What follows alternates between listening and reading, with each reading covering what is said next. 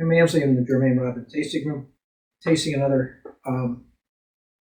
Raicilla from MEXICAT. And real quick, just in case you're watching this stuff for the first time, Raicilla is a mezcal that's made in Jalisco state, and it can't be called mezcal for export because the Mexican government restricts that name to products that come from the states around Oaxaca.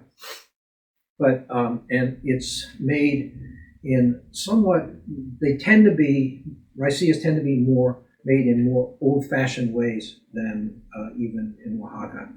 And it shows up in the product. They tend to be in the hands of somebody competent, extremely well distilled, because primitive methods make you pay attention all the time to what's going on in the still.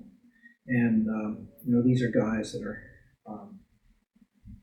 doing things the way they did it mostly 300 or 400 years ago.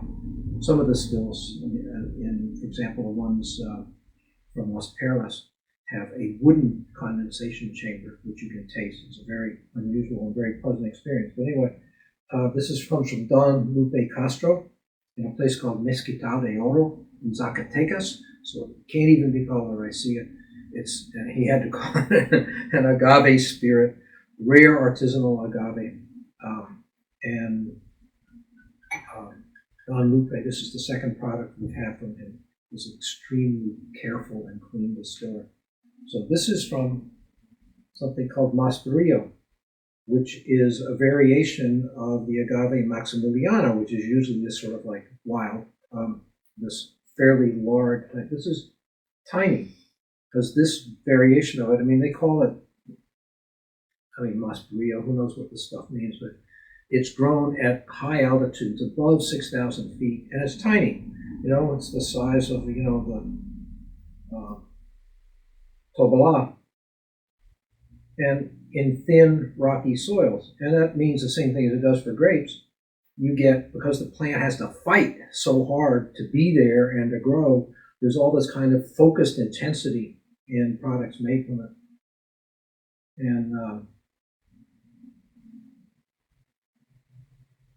this has got this, like his other thing, it's got this very soft, approachable nose, very complex. Got this nice sort of like way down deep citric quality.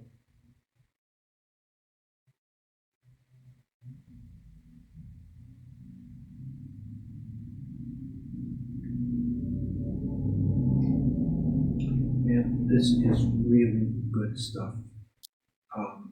It's like $72. This could be 120, and you wouldn't have any problem paying it. This is really, really good stuff. The wildness, it's got a beautiful long finish. It's got this kind of lemony, but sort of like coating complexity. It's almost like it was made from clay in the mouth. And it's got, what I like is focused intensity that is not powerful. It's just there. You just get this amazingly concentrated flavor, but it's in balance with the other. I hardly ever tasted twice, but this is so good. Get this one.